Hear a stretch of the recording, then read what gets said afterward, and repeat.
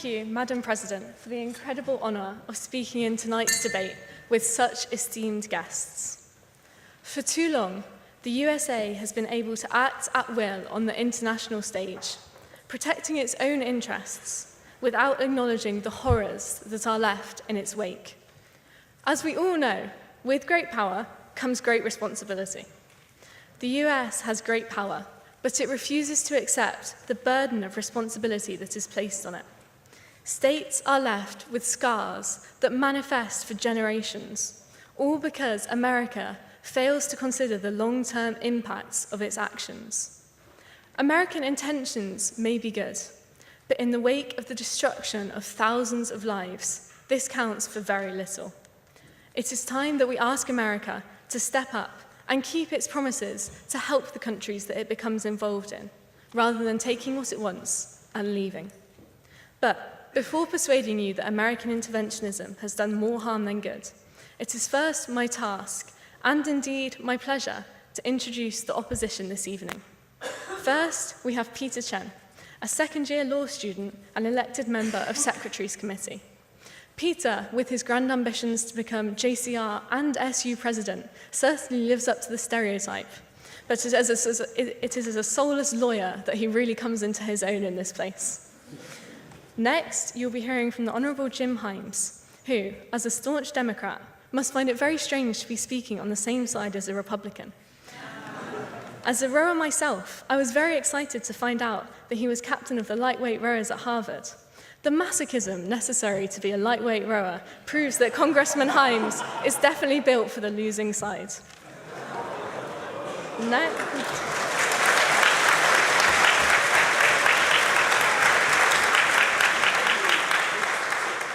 Next, you'll be hearing from Frank Lentz, an American pollster. Frank has won many awards, including the 2010 Lie of the Year award, and so we look forward to hearing his thoughts this evening. And finally, you'll be hearing from the Honourable Kevin McCarthy. Let's just say, I hope that this House has more confidence in him than the last House that voted on him.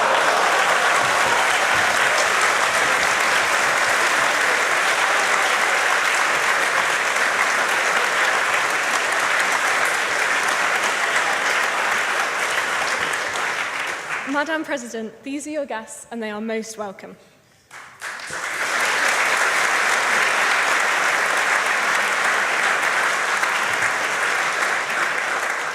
Now, the US has three main foreign policy objectives. These are listed on the website, by the way. This is not just me making this up. You can go and confirm this for yourselves. They are to protect the United States and Americans, to advance democracy, human rights, and other global interests, and to promote international understanding of American values and policies. Tonight, I will show you that American interventionism has not only devastated millions of lives around the world, but has also failed to meet US foreign policy objectives. There are no winners here.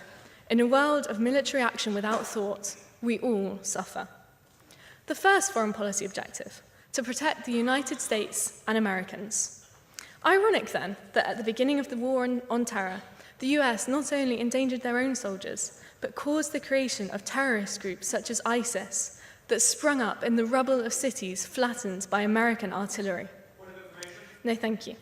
American military action is undertaken recklessly, without consideration for what will happen after the military leaves.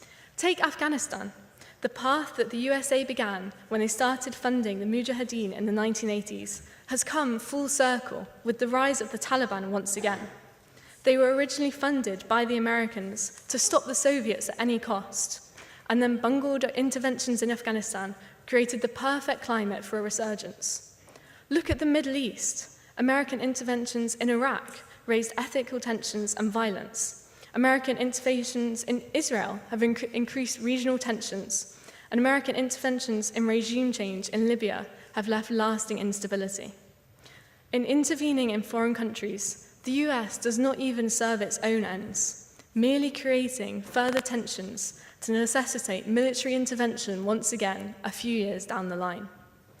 The second foreign policy objective, to advance democracy, human rights, and other global interests. You would be forgiven as a witness to the Haditha massacre of 24 unarmed civilians for thinking that advancing human rights is not, in fact, an American priority. If you witnessed America intervening to prevent democratic outcomes in Guatemala, Guyana, and Chile, to list just a few, you might think that America's commitment to spreading democracy is a facade for a more insidious motivation.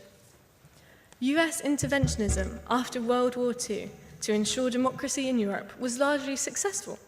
Europe rebuilt, and extremist groups did not grow up from the destruction as they do in so many other countries. Why?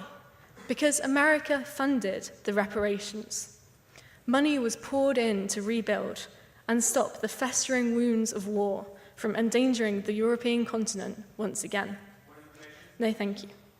In contrast, as part of the war on terror, infrastructure destruction led to over 3.6 million people dying due to lack of water or access to hospitals. This is 4 times as many as were killed in conflict alone.